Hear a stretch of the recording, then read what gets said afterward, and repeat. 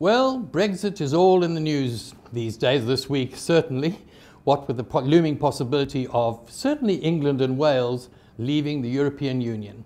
But I don't think we should get overly excited. It's going to take probably 10 years or more for the whole thing to unravel.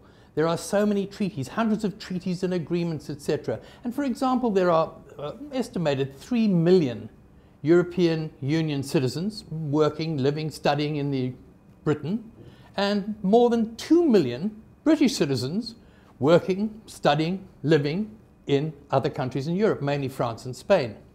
But there has been an immediate effect, and one that should worry every trade unionist and Democrat everywhere. And that is, it's been a boost. This referendum to leave the European Union has been a boost to national feeling, not just in Europe, but around the world. And nationalism contains within it the seeds of xenophobia. Within hours of that result to leave in Britain, we had reports of racist slogans being daubed on walls, of T-shirts calling for migrants to leave Britain. Britain, after all, an island of migrants for that matter. It's the antithesis, actually, of the humanist slogan, "Workers of all countries unite," the slogan of the trade union movement. It was a slogan that came about because it was seen that unity was necessary in an exploitative system to protect the sellers of labor and perhaps in the process benefit all of humanity. But now globalization, which is international, not national economics, has wreaked havoc, particularly in the heartlands of mining and industry in Britain.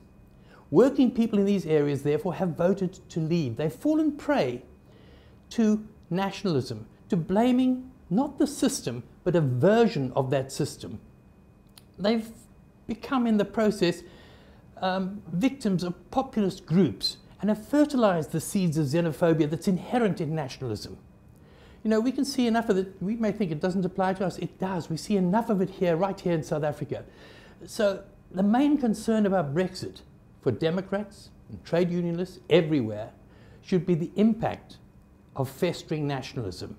And we certainly have seen enough of it, both in Tshwane and in other areas around the country. Not just xenophobia directed against so-called aliens or foreigners from other African countries, but also against citizens, fellow citizens of this country, on the basis usually of language and so-called culture.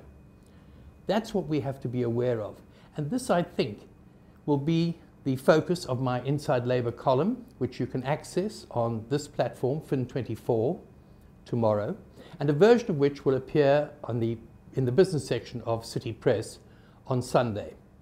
Well, there's plenty there to get your teeth into, to comment, to criticize, to make suggestions about. Look forward to hearing from you. Just send in your comments, etc. to editor@fin24.com. That's editor@fin24.com. And for this week, that's all from me. Cheers.